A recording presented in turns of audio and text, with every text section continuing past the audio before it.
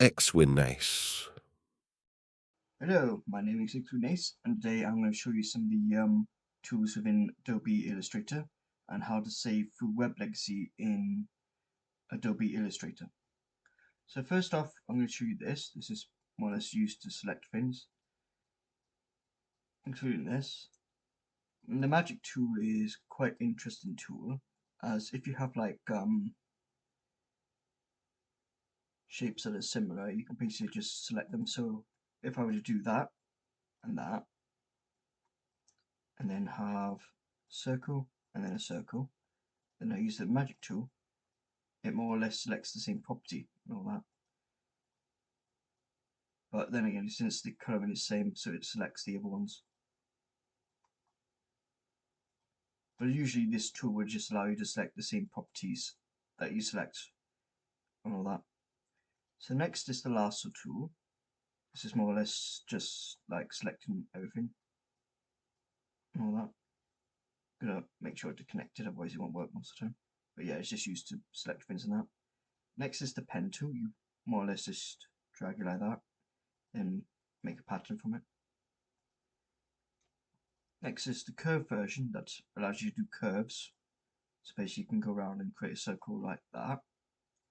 So we can delete these now, so that we have a bit more room. Right, so next is the line tool, the arc tool, oops, wrong one, spiral tool,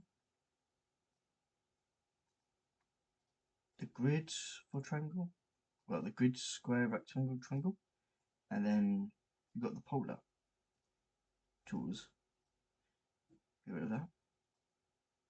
Then we got the text tool. So you can put in anything you want. So we'll put in how are you.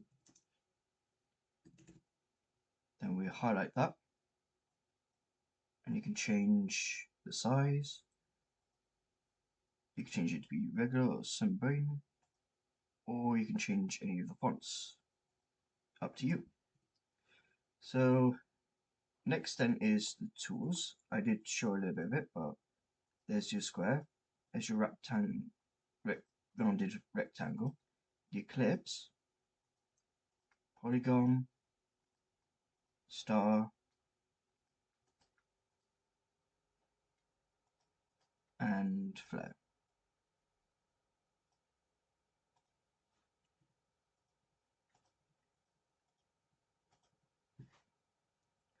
Right, so next is the brush tool, more or less just used to brush things or draw things. Next is the shape tool, and more like create something depending on what you draw.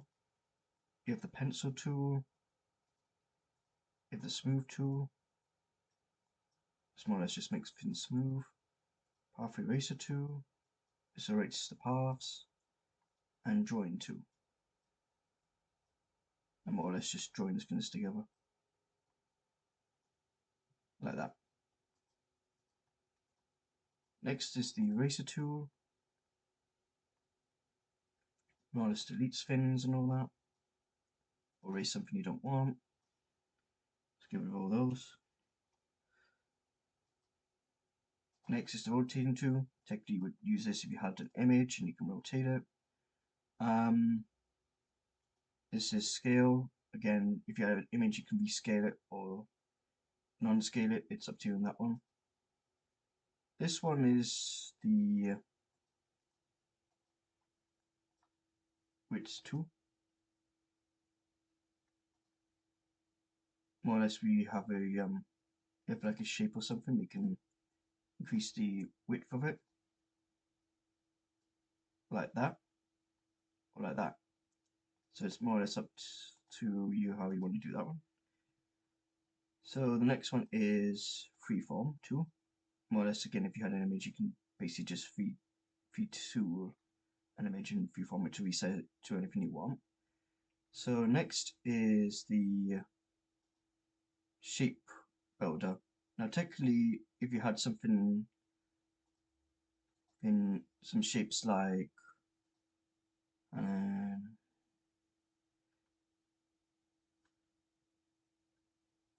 well, yeah, if you basically have some shapes like this,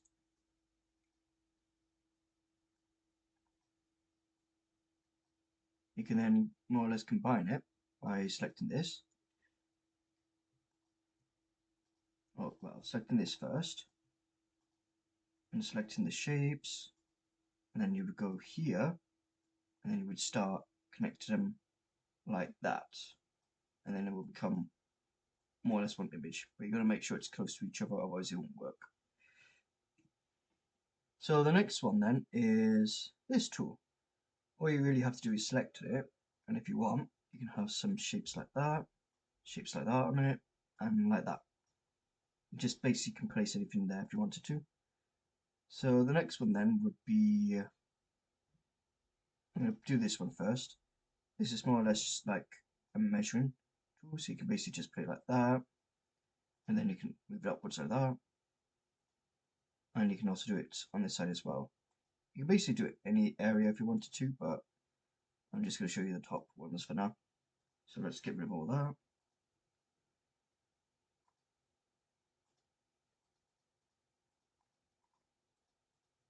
Yeah, it can definitely be a pain sometimes to get rid of this, but yeah, usually you would get rid of it by just clicking that, but sometimes it doesn't always work. Right, so the next one is the eyedropper tool. This one more or less just changes the color on what you select. So basically that it will change orange if you select somewhere in the orange, blue, or green. You can technically use it on an image and all that as well, just to change the color. It's up to you on that one. So next one is the gradient tool, but for this it's a bit different to Adobe and all that. As with the gradient tool, you've got to more or less select an image, a shape and all that, and you more or less got to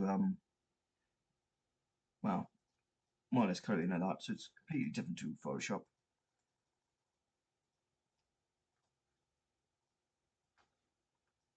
Unfortunately, I can't show you because this thing's in the way. As you could finally. Right, let's try that again then. Now I can finally show you a bit easily. So let's try again. Right, so it'd be a shape like that. Then you have the gradient tool.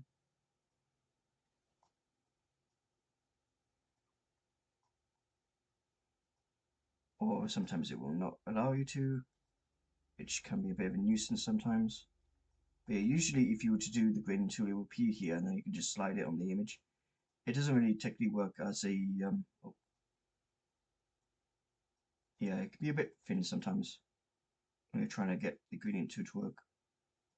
But yeah, usually if you have a shape or something, you can use the gradient tool on it, and then you can change its color. But unfortunately, I can't get it to work. Right, so next is Blender. So technically, if you want, you can have like images like that, or shapes like that, I should say, not images. You can just basically do that, and then like that. And then what you can do, you can just blend it together, like so. And then you can get an image of something like that. Right, so the last two I'm going to show you then is that I'm going to show you mesh. So I'm going to quickly grab this, and I'm going to get the mesh, and then what we do then, it starts creating mesh on this circle, and more or less add some mesh onto it.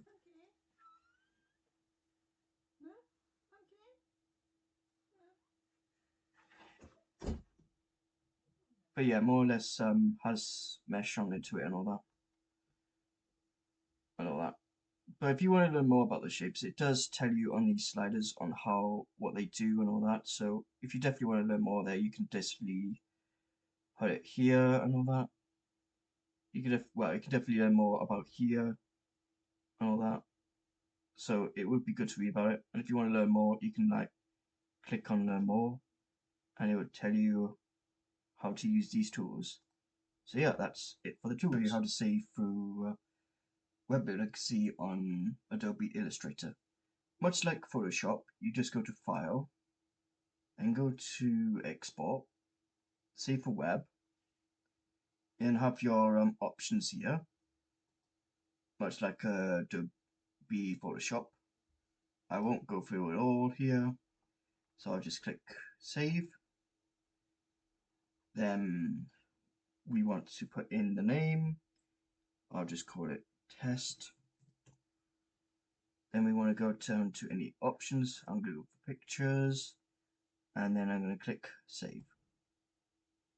And there you go. That's how you save through Web Legacy.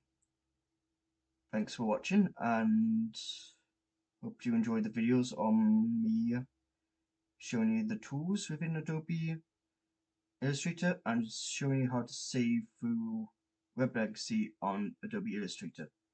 Thanks for watching, and have a great day.